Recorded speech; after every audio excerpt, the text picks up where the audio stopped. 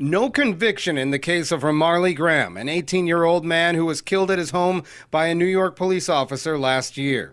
This week, the judge presiding over the case threw it out over a legal technicality. When we leave here, we're going to the cemetery. I keep asking why did he kill our son? The decision reaffirms doubts about the fairness of the U.S. legal system, especially as it pertains to people considered black or brown in America.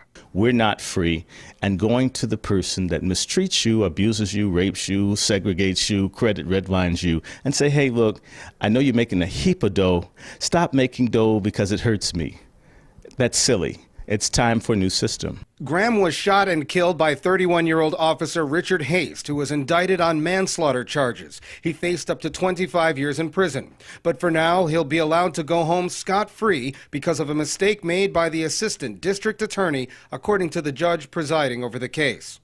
The judge, who sided with defense attorneys, said the ADA made an error in giving flawed instructions to the grand jury that indicted Haste.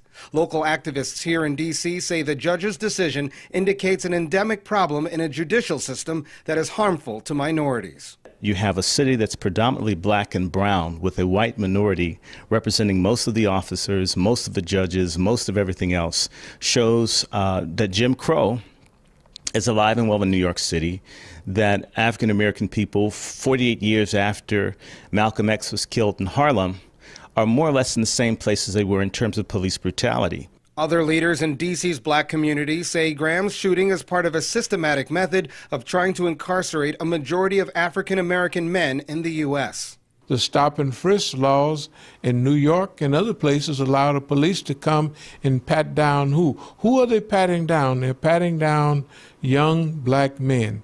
The Bronx District Attorney's Office made a statement saying that prosecutors forcefully disagree with the court.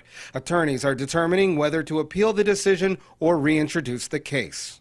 Graham's family called police officer Haste a murderer as they left the courtroom.